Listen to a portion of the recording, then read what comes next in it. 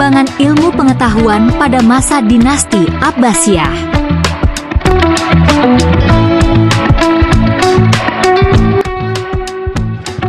Pada fase pertama dinasti Abbasiyah, terjadi kemajuan pesat dalam bidang ilmu pengetahuan. Proses ini dimulai dengan menerjemahkan berbagai buku Yunani dan Persia ke dalam bahasa Arab. Para ilmuwan menjadi motor penggerak perkembangan ilmu pengetahuan dengan mendirikan perpustakaan dan pusat studi yang menjadi tempat pengkajian berbagai ilmu. Pendiri perpustakaan. Salah satu pencapaian penting adalah pendirian perpustakaan Baitul Hikmah oleh Khalifah Harun al-Rasyid. Perpustakaan ini mengoleksi lebih dari 100.000 buku fen menjadi pusat pengembangan ilmu pengetahuan. Tempat ini juga berfungsi sebagai wadah bertemunya para ilmuwan untuk berdiskusi dan memperdalam ilmu.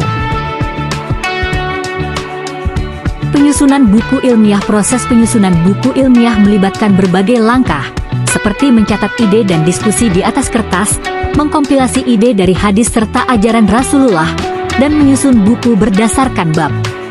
Langkah-langkah ini memastikan ilmu dapat diwariskan secara terstruktur kepada generasi mendatang. Penerjemah buku asing. Tahapan penerjemah buku asing melibatkan pembagian bidang ilmu. Tahap pertama yaitu buku astronomi. Tahap kedua yaitu buku filsafat dan kedokteran, dan tahap ketiga adalah buku dalam bidang ilmu lainnya. Proses ini memungkinkan transfer pengetahuan dari berbagai peradaban ke dunia Islam. Ilmu akli, rasional. Berbagai bidang ilmu akli berkembang pesat pada masa ini. Ilmu kedokteran, tokoh penting seperti Al-Razi dan Ibnu Sina. Ilmu matematika, dipelopori oleh Al-Khawarizmi. Ilmu geografi, dipelajari oleh tokoh seperti Al-Masudi. Ilmu astronomi, tokoh seperti Al-Falaki dan Al-Biruni. Ilmu sejarah, ditulis oleh Ibnu Kaffa. Ilmu sastra, berkembang melalui karya Abu Nawas. Ilmu farmasi, dipelopori oleh Ibnu Baitar. Ilmu filsafat, tokoh utama meliputi Al-Kindi dan Al-Farabi. Ilmu nakli, agama. Ilmu nakli juga berkembang pesat, mencakup ilmu fikih, dikembangkan oleh Imam Abu Hanifah dan ulama lainnya.